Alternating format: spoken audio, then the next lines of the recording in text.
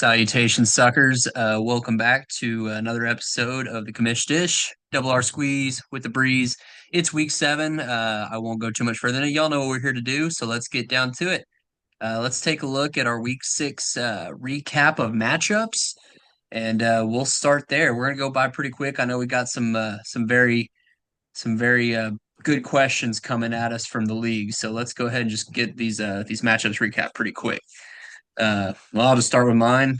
So I faced Stahl. It was a pretty handed win. I needed that win. It's to me, it's nothing more than probably his one of his best players in Garrett Wilson going down and only getting him 4 points and just not a lot of firepower to keep up with some of the guys that I had actually doing their job, like Achan going off for 31. I think this is more of a representation of what I keep saying. I'm not impressed with Saul's team. He puts up 80 something points this week, 86. Your team finally shows what it's capable of after starting year 1-4. HN, 2 touchdowns. Metcalf's been sneaky good. I wasn't expecting him to be this good. You kind of called that early in the year. So he's had a good year. He put up 20 this week. Daniel Jones, Danny Dimes had a good week. Jalen Hurts had a good week, both in the 20s. So, yeah, your team finally showed what it's capable of. Stall's team is falling back down to earth a little bit. And that's about it for this matchup. Yeah, 50-point, almost a 50-point win for you. So, pretty, I will. pretty I will just easy note as victory. an in cap, Javante Williams, 13 carries for 29 yards. So we'll just leave that where that is. Cool. Next. On to All the right. next one. We'll go to your matchup versus Mason. You know, you did it. You knocked off the big dog. Any ideas of how you went ahead and did that? Mason's team crapped down both legs, 81 points. Without that, I probably don't get the dub. I'm at 101 last week. I had an injury filled week, barely got to 100. I wasn't expecting to win. I called Brian Thomas Jr. going off for him. Even with that, I was still able to get the dub, just mainly because Justin Fields was awful. Judkins had a bad week for once. Ridley went out. So pretty much, not that impressive a performance by either one of us. I just happened to get the win because he had an even worse week than I did. Yeah, I'll just leave it at one player. Whenever I picked you to win this matchup, and I got it right, was that I looked across the board at Justin Fields facing that Denver defense, and I really did think that he was going to struggle along with the rest of the Jets against Denver, and it came to be true. And yeah, you basically just did just enough to get over the hump. So Well, I guess George Pickens kind of carried me, but that's kind of scary because CeeDee's supposed to be coming back this week. So who knows how that's going to fare now moving forward, especially with all my injuries. Jacoby Brissett actually came through. That was a pretty good little pickup, I guess, to fill in for Kyler's injury. So I'm happy sitting at 4-2, but I'm not very thrilled about my team moving forward, and we'll talk about that later. um, we'll move on to the next one. This is a matchup of heavy hitters between Merch and Zoke. Only a 13-point loss, and Merch put up 152 points in the loss. And it's really unfortunate because you just look at everybody who put up points, and he just had a couple players that really had big, big, big boom weeks. When DeAndre Swift can get you 25, that helps a big way. And so you add that on to JSN's 30-point game. And Patrick Mahomes, like what? He had 3 touchdowns through the air and 1 on the ground. That's always great in a super flex league. And like really, probably Merch's biggest hit was James Cook only getting him 8 points. You expect a little more from him at this point in the season. That's it though. That's probably your 13-point gap right there. Yeah, I'll add on real quick. I think both these teams prove that they're good and they're here to stay. One team had to win, one team had to lose, but both over 150 on the week. James Cook was disappointing for 2 weeks in a row now. I think that's not really something to worry about. I think he's going to turn it around. But on last week's episode, I think I said he would come through on Monday night and, you know, maybe help Merch to win on Monday Night Football, but that did not come through because he only scored 8 points and didn't do much. So that did not come to fruition for Merch, but still putting up 152. That's a solid week, and I think both these teams are are playoff teams and could be championship contenders down the line. Next matchup we had was Pigskin Princess versus Sly Dog. I think we both picked Pigskin to win this matchup, and we were both correct. Really, just one team whooping up on the other.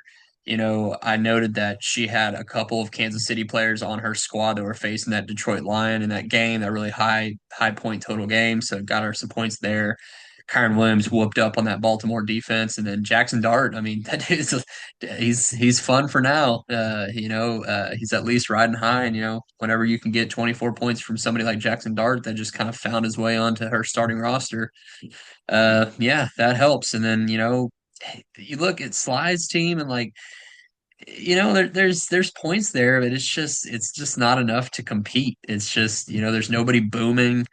Running backs are just looking a little old and a little aged, and just nobody's really just kind of flying off the handle to give you that spark you need. Yeah, I mean, just this is a minor thing, I guess, for Sly's team, but Keon Coleman just is not producing in Buffalo. They drafted him to hopefully be the number one receiver there. He's just not producing. The running backs are old and not producing like as in past years. So 107, I mean, that would have beat me this week, but you happen to run into Pigskin Princess, who has now won three in a row, scoring 180, I think 150-ish, 160 somewhere in there last week, and then 144 this week. So that's 3 weeks in a row of over 144. That's pretty damn impressive. So Jackson Dart, I think, is here to stay in New York, and the Giants might have finally found their franchise quarterback. How about Drake London? Michael Penix, I mean, like on Monday night in that first half, the second half slowed down, but it was unreal. I was facing him in another dynasty against Merch, and I thought Merch was going to come back and beat me because Drake Yeah, London, like seriously, every time Michael Penix dropped back to throw the ball, he was like zoned in on Drake London, and he had 16 targets, 10 for 158 yards, and one touchdown, 31 points. Most of that was done in the first half. Like he could have had another touchdown if he hadn't got stopped short of the goal line, and it was unreal the first half he put together. The second half did slow down, but I mean, I Pigskin, was I was facing I thought you were dead. I thought Pigskin was dead in the water after she lost Burrow and had to make that Jake Browning trade, and it just didn't work out. And since then, she has absolutely taken off and is sitting 4-2, and looks like a true playoff team that has a shot. yeah, Dak Prescott and now Jackson Dart. I mean, uh, just I don't want to call it luck because she did fill her team with quarterback options. So, it was clearly a strategy, and it literally, clearly worked out for her. So it's given her a boost for sure. I was just saying that Drake London, man, just I was facing him in another league, and I had like a 30% chance of winning. And so I was mapping out of how to do that. And probably within the first 2 minutes of the game, those dreams were shattered. And I was like, well, this ain't gonna work. So yeah, Yeah, he's looking really good. But yeah, we won't go I too guess much further into this one. I want to say one more thing. Hindsight is 2020, obviously, but looking back, Princess would have, if she had known this, she would have saved making that trade for Browning and just saved her first round pick. I think she give up her first round pick I think so. for this next year for Browning, and if she had known this, she didn't need to make that trade. Which in that moment, I don't fault her for doing it, but damn, No. like Dak Well, Prescott back, and Jackson Dart is all you need right now. yeah, I mean, at that point, I'm pretty sure Russell Wilson was still playing like He okay. was Jackson Dart. Yeah, I feel it was like before Jackson Dart had taken over. I feel like Russell Wilson just came off that game where he threw like both those long touchdowns, and like he was like rocking and rolling. And so, but her depth was a problem. So she felt the need to. But, anyways, we'll move along. Pigskin Princess looking good. Sly, you just, I don't know, might be some trading going on in your future to kind of dig you out of this hole. Um, Next matchup, we had another couple teams that kind of had some good point outings. Just one was a little better than the other. Tidal Wave versus Dino. Um, you know, you wouldn't think the winning team would be with their quarterback only getting them 13 points, but Matt Stafford for Dean kind of shit the bed when everybody thought he was going to have a really good game against Baltimore, and he only put up 9. So, that's really all it takes. And even with my bold prediction of Josh Jacobs being number one. He was only number three, but he got 32 points. And so, but that was really the only bright spot of Dean's team. Everybody else was just kind of meh. The majority of his team was underneath 10 points, while Title, he had JT going for 23, Rico Daddle having another stupid game, um, and another great outing for Kendrick Bourne. When will it stop? I don't know. Probably this week. Yeah, I guess if San Francisco's receivers ever get healthy, Slick Rick gets back, Kittle's going to be back. I can't even keep up with all their injuries, honestly. But if the rest of their receiving Jawan guys get Jennings. healthy, yeah, Jawan Jennings. So if the rest of their guys get healthy, that can take back Bourne's spot. But he did produce for 2 weeks in a row now. I do got to shout out Vidal, Mm, 22.8 on Tidalway's bench. We gave him a little bit of flack, for spending $69. Thought that might have been just a touch steep. And Vidal it looks like he's going to be the guy over Haskins. Although if you read a little bit, it seems like it could be still Haskins working in the mix a little bit, but Vidal did have a good week, and who knows? But maybe not. I mean, maybe a good pickup for bye weeks to fill in for title there. And on the other side, just Dean, not a bad week. Put up 123, even with Saquon only scoring you 8. Josh Jacobs had a big week. You predicted that, but just not enough to keep up with Tidal Wave's 145. Which you can't really fault Dean. He didn't have a bad week. It's just couldn't keep up. yeah, no, simple as that, really. Let's see. Our next matchup we had C Mike versus Goonslick. You know, it looks like Goonslick edged him out by C Mike out by 12 points. A lot of that had to do with the big brain Cam Scattaboo running through walls and getting him a 31 point outing, which that came a week late. My bold prediction of the week before was 35 points, and he just it's funny how they keep trailing those bold predictions like that. This happened to you a couple times, I know too. And I don't know why I don't remember Goddard getting a 26-point outing, 9 catches for 110 yards and a touchdown. Wow, okay, no wonder the Oh receivers yeah, aren't he doing did. anything I left him on the bench in another league. He definitely did. wild. But yeah, that's kind of it, and just again, just not a lot of firepower come from C Mike this past week. Um, Jared Goff and Amon Ra in that Kansas City battle, they did okay, but probably not the big boom potential that we were hoping for coming out of that game. So Yeah, they only scored 17 points. We expected that to be more scoring there and in real life and in fantasy. C Mike drops to 1-5. We kind of touched on his max PF last week, how he's been or had the capability of putting up points.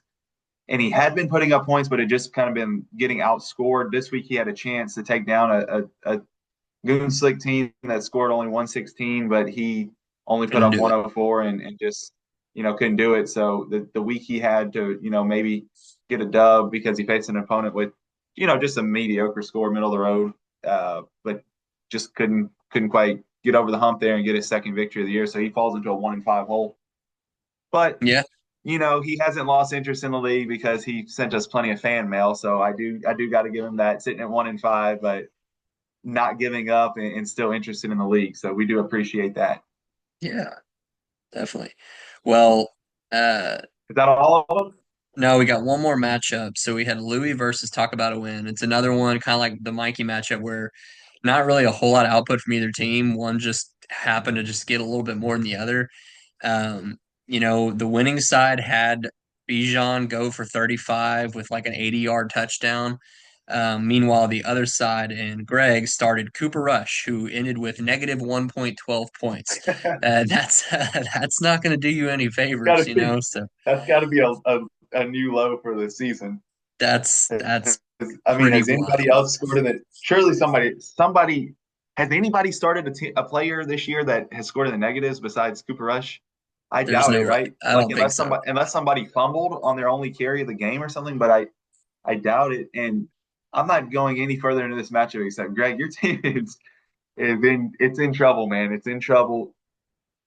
I thought you would I, have a little bit better week. I beat you last week when you had a really, really down week. I thought you had a little bit better chance this week, not to win, but maybe put up a few more points, but you still only scored 92. look, I would give Yeah, him more. Jay Louis continues to roll. Jay Louis continues to roll. He's at 5-1. So I would give Greg more flack for starting Cooper Rush, but on his bench, he only has three players who actually got more than zero. Haskins got him 3.3. Bateman got him 1.8, and then in his taxi is Gunnar Helm getting him 3.5. So, yeah, he got negative points, but it ain't like he was going to get much help anywhere else. So, sorry, Greg. We'll stop now. Uh, well, and to be fair, Gibbs only put up 7.5. Like if Greg has any chance of winning on in most weeks, Gibbs is gonna to have a monstrous game, and he just didn't. 7.5 points ain't gonna get it done for you, Greg. So one and what are you, Greg, on the year? 1-5, and I don't think it's gonna be improving. So sorry, Greg. I hope you stick with us, though. Don't leave us, Greg. Don't leave us, Greg. All right, well, that was our recap from week 6, and now we'll get to the good stuff for the upcoming week. Yeah, let's go ahead and take a look at the action that we had over the last couple nights and days over the waiver wire. Uh, and we'll do that. So, leading the pack was a $65 winning bid for Xavier Hutchinson from Mason. Um, he had a heck of a game, two touchdown game, but anybody who is on an NFL field can have a two touchdown game. I'm not sure that makes him worth $65. Uh, I don't know.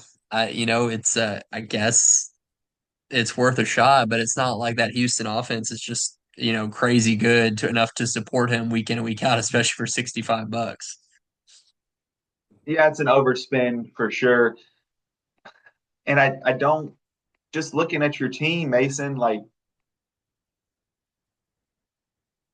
I think you would have been fine even if you didn't have him on your team, and if you bid lower and still got him, that would have been great. But if you missed out, it would have been okay. My only thing is he scored the two touchdowns 2 weeks ago, and then they were And no, on bye this past week. So if anybody had truly wanted him after his two touchdown performance and wanted to bid high, they probably would have done it last week already, maybe.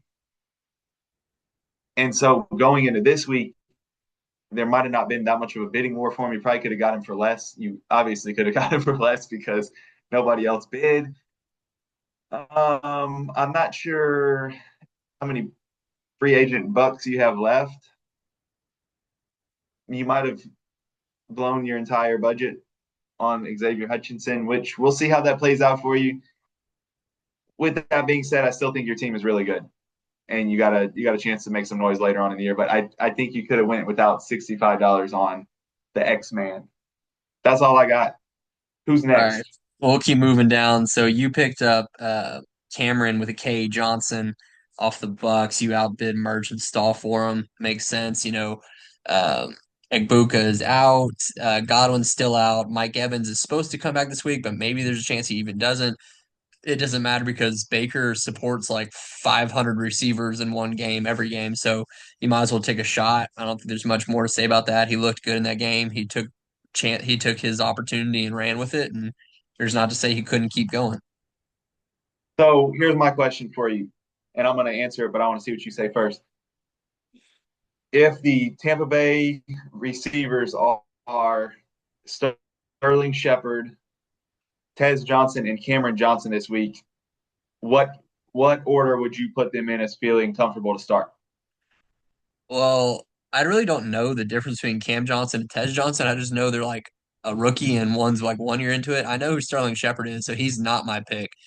I don't even know like where they went to school. I didn't even watch the game. Like I was in and out with my kid when we were all supposed to be watching together. But I feel like This is Tez, why the other day I was. This is why the other day I was confused whenever y'all made fun of yeah, me for not knowing Tez because I thought Tez Johnson had caught the first one, and I knew he was number. Or I had them. I got confused, and y'all were making fun of me. But I think now you can maybe see why I was confused because I saw Johnson. I don't know. It I'm was gonna go. I didn't realize it was Cameron Johnson. I'm gonna go with Tez Johnson because I did see that recap. He's the one who had like the finger grab in the end zone, Yeah, like it out was in a hell front of of a him. catch. Yeah, It was a so great I'll catch. go with him just off that play alone. I think he'll do all right. I'd order it Tez, Cameron Johnson, Sterling Sterling. Shepard. I think Yeah. Sterling Shepard is just he might get some targets. Could go for like I don't know 3 or 4 catches for 20 to 30 yards. But I think if you're looking for a boom explosiveness, you got to pick up one of the other guys because I think they're explosive down the field. And Baker is going to hit a shot or two in the game. So you're just Yeah. hoping for an explosive play, maybe an explosive touchdown from one of the two Johnsons. I would go Tez over Cameron. Tez is the rookie. Cameron is the 1 year guy. I've never heard Yeah. of Cameron Johnson. I did hear of Tez Johnson coming out of Oregon this past year, but regardless, I feel like I mean $15 is a good spin because I barely outbid Merch. I think Yeah. who No, bid it was. 11. So I think it's a good pickup, especially since Abuka is out for me. I think I had to take a chance on him. So I like it for sure. Next, I was a little disappointed. I actually drafted Demario Douglas, and then I ended up just dropping him after a couple weeks of not doing anything. And it's he's one of those guys like last year and the year before that, he's just like this PPR gold kind of guy. And this past week showed that he can actually do more than that. And somebody's got to step up for that Patriots offense. Like somebody's going to come out of it somehow. Um, Stahl beat me on the bid. Well, he didn't really beat me. We both bid $6, but because I beat him this week, I guess he had the waiver wire priority, which whatever, I'll take the win and I'll lose Demario Douglas. That's a nice little trade-off, I think. But nothing really more than that. I just wanted to add some different players from different offenses that I thought that could go off. So I think you hit on it pretty well there. It was funny to see that he dropped DeMercado for him because I guess he's it's had enough of DeMercado after the fumble issue at the goal line, dropping the ball too soon. big Pop, spender. with Drake May playing really, really well. It doesn't hurt to have the Patriots receivers. I guess Diggs, Booty, that's their top two. Would Pop be their? Is Pop their third guy right now, or am I missing one? It's I don't even think there's a 1 through 3. I think it's like It's all kind of mixed. It looked like Diggs was finally the number one, and then Booty and uh Pop have both like kind of shown flashes that they're kind of the high targets. And then sometimes he'll go back to Hunter Henry and be like, no, I'm gonna target the tight Yeah. end. So I think that's why you have to take a shot, is because nobody knows yet. Like nobody You knows never who's it's know, gonna and, be. and you're just hoping that the week you start him, if you have to start him, that he's the one that gets all the targets. Yeah, because it really did look like Booty was going to be the guy after the first couple of weeks because Diggs was working his way back from injury and wasn't getting that many looks. But I think Stahl, not a bad pickup there. Got the tiebreaker for $6. So you just hope if you got to play him that he's the one that goes off in that specific week. And he's always got the big. He has because he caught the long touchdown this past week, right? He made that move at about the 10-yard line, got the end zone.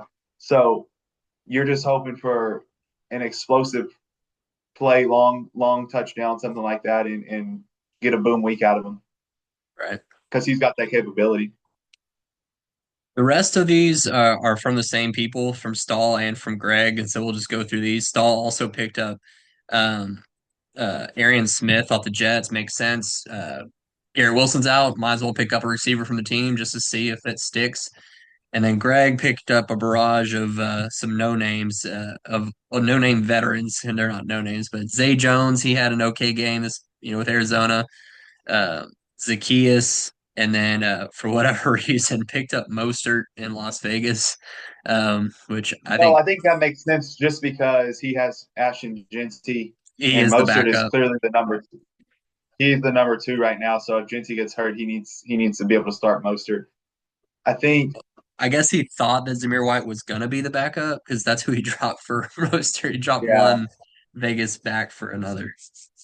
I don't think as good as Stahl's pickup of Pop Douglas was, I don't think Aaron Smith is going to really matter. The Jets, I mean, Garrett Wilson can't even produce in that great in the Jets offense because their passing is just non-existent at times.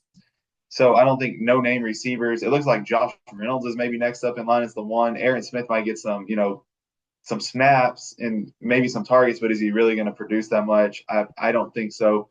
I think But it's going to it's be worth it. even more work for Mason Taylor. I think it's Yeah, just gonna yeah, that's all it's gonna I be. agree there.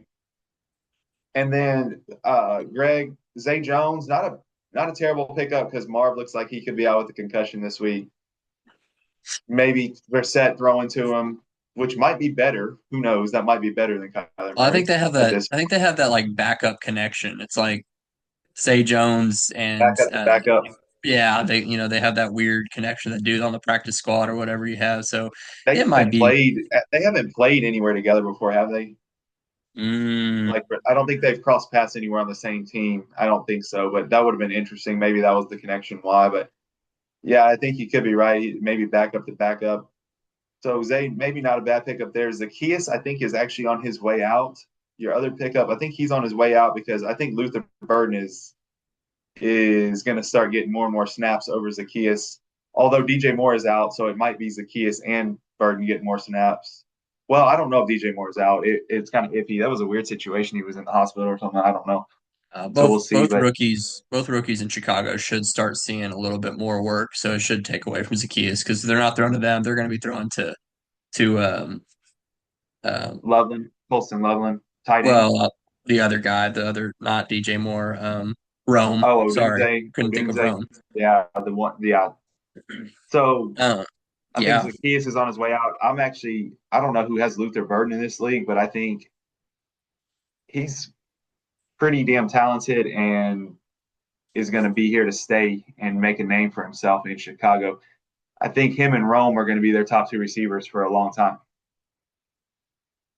because I think DJ Moore is going to eventually end up out of Chicago. I don't know when his contract is up, but I think it's Odunze and Burden at wide receiver and then Loveland at tight end. I think that's the three pass catchers for a while in Chicago with Caleb Williams throwing it to him. I agree. And the only other one was I picked up Jimmy Horn after the fact. I missed out on Pop, so took a shot on a fun player on an offense that we still don't understand who's actually going to come out of it in a passing offense. His snap percentages started going up, so he started playing the last couple weeks, but we'll see. Anyways, not really important, but that's why I picked him up.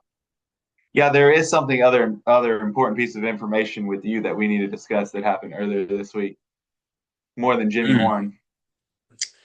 Are you talking about a little trade action? Yeah, I am. You want to All discuss right, that now?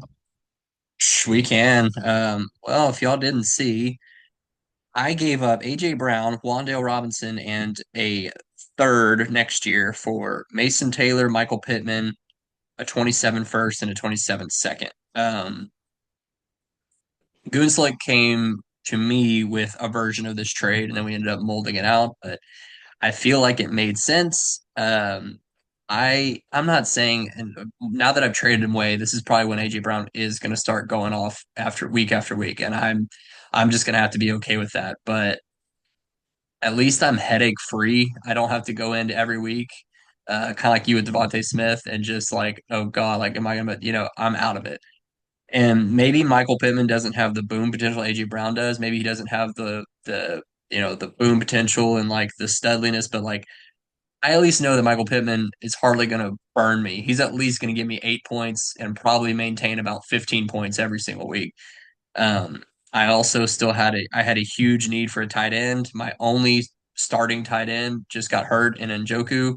And so not only does this give me Mason Taylor, who I think his targets are going to go way up with Garrett Wilson out, but he's also young and is a great dynasty ad in general. And then I get a first round pick in 27. And at this point, my team, while I'm still hopeful for a playoff push, I am only 2-4. And so there's a chance I don't make it. Might as well get some draft capital for the future. I think it's a pretty fair trade across the board. Obviously, Goon is hoping AJ Brown gets back to form, and he's going for it. Like he's trying to win more this year. I think Wandale is actually a good piece, extra piece for him right now, especially. Wandale was So definitely like I the mean, deal breaker. he's going for it now. If AJ Brown doesn't get back to his old form, I think that helps you win this trade. If he does get back to his old form, it's even and it tilts a little bit Goon's way, but I think overall it's a fair trade. On your end, getting a 27 first, good for you. And the second is a 27 as well. Yeah, so good there. Sets you up for the future. But I also and Mason Taylor's a great piece for the future, but I also think it doesn't quite let you give up on this year. I mean, you trade away AJ Brown, you think like automatically you're giving up on this year. But I don't think this trade necessarily means that because Michael Pittman can slide in for you. I still think you got enough pieces to where you could possibly turn it around this year and keep winning. And after this past week's win, and who knows what happens in this league. So I think you set yourself up for the future without totally giving up on this year yet. I think it was a good trade, and overall, I think it was just a fair trade. Kudos to Goon for going for it. I mean, AJ Brown, you know what he's capable of from past years. He still is only 27 years old, but he might be 28 now. I don't know if he has turned 28 yet. Regardless, you would think he's got a few more years left in his prime. It's just a matter of if they can get back to that form. He's hoping for that, and good for him for going for it. I respect that for him going for it. No, I'm sad to see him go, but like I said, honestly, I think I'm more upset that I had to give up Wandale. That was kind of the deal breaker is that because Wandale is just that perfect PPR, in a league that has like four flex spots, just perfect PPR fill in like any given week. And that's just like sometimes that's more important to a roster than like your studs that can do anything. It's just like having those pieces that, are always there for you to count on. So that's kind of where I was more upset about. But like I said, and like you touched on, I thought it was a good trade. I thought it was made the most sense for both of us, and we'll see how it pans out. Well, now and Wandale is the one for this year. Even when Malik Neighbors comes back next year, He's still good. Neighbors is going to be a target haul, but Wandale can be a PPR machine. He's going to be the two. He can be a PPR machine. He's still young. They found their quarterback. They have a running game that can, produce. Things are looking up in the Giants' office as much as it's been a struggle and just like you want to stay away from the Giants' offense for so many years now because even Saquon in that offense could not produce like he should. The Giants' offense might be finally coming around and be able to put up some good fantasy points for their players. Yeah, no, I agree. Cool. Well, that does it for trades and waiver wire. You want to jump into some mailbag, some league questions? Let's fan mail it. All right, I think we got about just 7 minutes left, so we can at least do a couple while we're still on the clock here. Where are we at? Let's start with Mr. Lathan Stallson and three of them. Number one, should the Eagles be worried about their offense after two straight losses? Simple answer is yes. And here's how they're going to fix it. They're just going to go back to running the shit out of the ball with Saquon, and it will work this coming week. And they'll think that there's some mastermind. Nick Sirianni's going to get all greasy, bubble headed up. And what they're not doing, though, is fixing their offense. They're not fixing the passing offense, and they're going to find that they can't just keep running the ball down people's throats. It's not going to keep working. So, yes, they should be worried. They're going to have one more week of success with running the ball, and then they're still not going to, they're going to be full of themselves. I think the answer can be different based on if you're talking about being a good offense in real life and being good for fantasy. Because I am worried, especially with their receivers and Jalen Hurts throwing the deep ball. It doesn't look good when he's throwing the deep ball. He missed Devontae on what should have been a 90-yard touchdown last week, and he was wide open. I think fantasy numbers, especially for the receivers, I'm still worried. But in real life, I'm not necessarily worried about their offense enough to where I think they're going to be in trouble as far as losing. Like I still think they're going to be all right in real life. I think they got I problems in real life too. I well, think I think they're very one dimensional, and I think, like I said, I think like I don't know, they're just not dynamic enough. They have playmakers everywhere, and they can't figure out how to use them all. So I don't know. I think this kind of leads into the another question. I don't know was the next one or not. I don't know if I want to say this until the next question is asked, but that wouldn't surprise me if one player is not on their team. I don't know if that helps.